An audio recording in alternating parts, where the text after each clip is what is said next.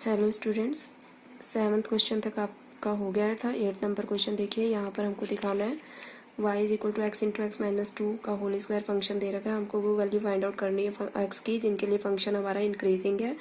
तो function increasing होता है तब जब f dash x greater than equal to 0 होता है। तो यानी कि हमको वो वैल्यू x की फाइंड आउट करनी है जिनके लिए एफ डैश एक्स हमारा ग्रेटर देन इक्वल टू 0 होगा। तो यहाँ से हमने पहले एफ डैश एक्स निकाला है।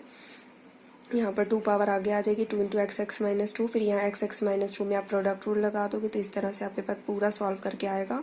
4 into x x minus 2 x minus 1।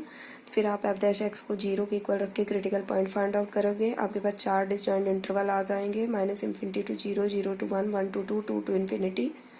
ठीक है, ये इंटरवल्स हमारे पास अलग अलग आ गए हैं। अब हर इंटरवल पे हम इस तरह से हमने टेबलर फॉर्म ले ली है। देखिए, टेबलर फॉर्म बनाकर जैसे माइनस इन्फिनिटी टू 0 के बीच में आप एक पॉइंट देखोगे लेकर, कोई भी एक ले सकते हैं। जैसे -1 ले लेना, वहाँ रखना है एफ डैश एक्स में, तो आपका F dash x less than 0 आएगा। फिर 0 से 1 में 0.5 ले लो, तो आप रखोगे जब एफ डैश एक्स में तो ग्रेटर देन 0 आएगा। 1 टू 2 में आप 1.5 लेकर फिर रखोगे तो f dash x less than 0 आएगा। 2 टू इन्फिनिटी के बीच में कोई भी एक पॉइंट यानी कि 3 ले लीजिए जैसे, तो रखोगे तो ग्रेटर देन 0 आएगा। तो इस तरह से हमने टेबलर फॉर्म में से अलग अलग 4 इंटरवल्स पे एफ डैश एक्स की वैल्यू दिखा दी कि ये लेस देन 0, यहाँ ग्रेटर देन 0, लेस देन 0, यहाँ ग्रेटर देन 0। यानी कि अगर हम अपने फंक्शन को इंक्रीजिंग दिखाना चाहते हैं तो f dash x greater than equal to 0 होना चाहिए, है ना। ग्रेटर देन 0 कहाँ कहाँ आ रहा है, ये देखो, greater than 0, 0 to 1 union 2 to infinity आ रहा है, क्योंकि इक्वलिटी की भी कंडीशन है हमारे पास, क्योंकि इंक्रीजिंग दिखाना है तो इंक्रीजिंग के लिए इक्वलिटी आएगी। इक्वलिटी आएगी तो हमें ये वाले पॉइंट्स एंड पॉइंट्स भी अब इंक्लूड करने हैं। इन्फिनिटी तो देखो इंक्लूड होगा नहीं, है ना, इन्फिनिटी को तो पाया नहीं जा सकता ना, तो इन्फिनिटी के आगे ओपन रहेगा। बट 2 इंक्लूड हो जाएगा, 0 1 भी इंक्लूड होगा, क्योंकि इक्वलिटी की भी कंडीशन है। 0 1 2 पर हमारा जो फंक्शन का डेरिवेटिव है, आप ध्यान से देखिए तो फंक्शन का डेरिवेटिव 0 1 2 पर 0 के इक्वल ही है ना। अगर मैं 0 या 1 या 2 रखूँगी तो फंक्शन का डेरिवेटिव 0 के इक्वल हो जाता है। तो क्योंकि इंक्रीजिंग की कंडीशन है, इसलिए इक्वलिटी की कंडीशन के अकॉर्डिंग हमें यहाँ पर क्लोज इंटरवल करना पड़ा है। ठीक है, बाकी ग्रेटर देन 0 के लिए हमने ऊपर दिखाई दिए कि कौन से इंटरवल है, 0 टू 1 यूनियन 2 टू इन्फिनिटी। तो ये हमारा यहाँ तक ये एक क्वेश्चन सॉल्व हो गया। ये आगे हमारा क्वेश्चन नंबर 9 है।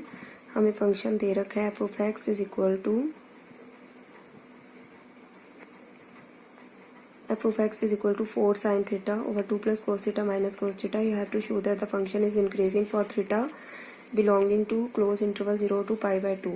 तो ये क्योंकि फंक्शन हमारा x में नहीं है थीटा में, इसलिए इसको f ऑफ थीटा लिखेंगे। ठीक है, f ऑफ थीटा हमारा ये है और f डैश ऑफ थीटा हम निकालेंगे। हमें फंक्शन को इंक्रीजिंग दिखाना है, यानी कि f डैश थीटा को ग्रेटर देन इक्वल टू 0 दिखाकर फिर थीटा की वैल्यूज फाइंड आउट करनी है।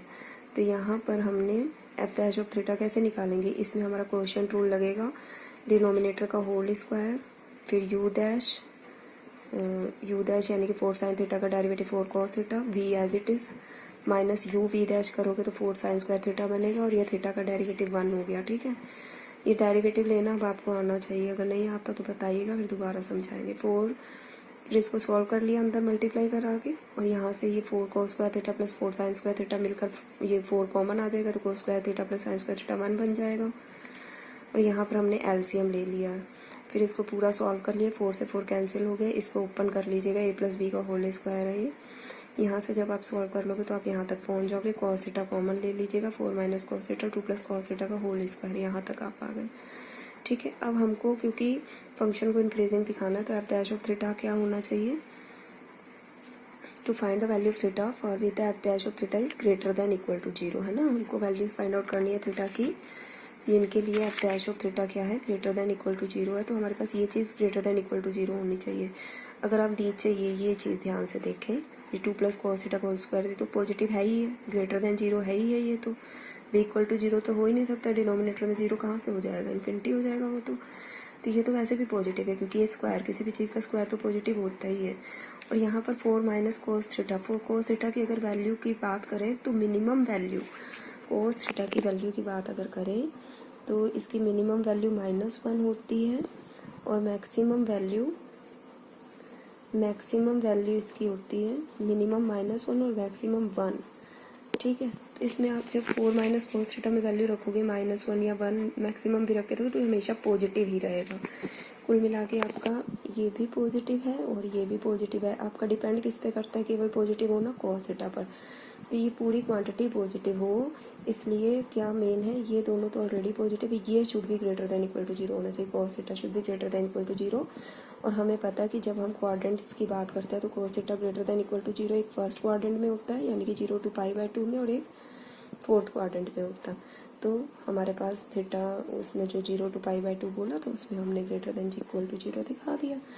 आप चाहें तो ये लास्ट वाला इंटरवल भी शो कर सकते हैं, पर हमारे क्वेश्चन में इस लास्ट वाले शो इंटरवल की जो है रिक्वायरमेंट नहीं है ना। क्वेश्चन में इसने इस इंटरवल की कोई बात नहीं की है, सिर्फ इस इंटरवल की बात की है। तो आप चाहें तो दोनों को लिखें, अदरवाइज केवल इसको लिख सकते हैं, थीटा बिलोंग टू 0 to π/2। तो ये हमने प्रूव कर दिया। ओके, नेक्स्ट क्वेश्चन हमारा क्वेश्चन नंबर 10। हमें दे रखा है proof x is equal to log x। हमें दिखाना है कि स्ट्रिक्टली इंक्रीजिंग एफ और x belonging to 0 to infinity. सबसे पहले वही काम डेरिवेटिव लेंगे, क्योंकि हमें स्ट्रिक्टली इंक्रीजिंग दिखाना है। तो एफ डैश एक्स क्या होना चाहिए, ग्रेटर देन 0, यानी कि 1/x को ग्रेटर देन 0 दिखाना है। अब तुम देखो 1/x में 1 तो ऑलरेडी ग्रेटर देन 0 है, तो इस क्वांटिटी का ग्रेटर देन 0 होना किस पे डिपेंड करता है, 1 तो पहले ही ग्रेटर देन 0 है। इसका ग्रेटर देन 0 होना डिपेंड करता है कि x ग्रेटर देन 0 हो जाए, तो x should be greater than 0। ठीक है, x अगर ग्रेटर देन 0 हो जाएगा तो फंक्शन स्ट्रिक्टली इंक्रीजिंग हो जाएगा फॉर x ग्रेटर देन 0। तो यानी कि x 0 से बड़ा कह लो या x belong to 0 to infinity कह लो, एक ही तो बात है। अगर x ग्रेटर देन 0 कहूँ या x belong to 0 to infinity, तो एक ही बात है ये। तो हमने दिखा दिया कि फंक्शन हमारा जो है स्ट्रिक्टली इंक्रीजिंग है for x belong to 0 to infinity. यही हमें शो करना था अपने क्वेश्चन में। ओके स्टूडेंट्स, अगर आपको इस वीडियो में कोई भी प्रॉब्लम होती है then you may ask again.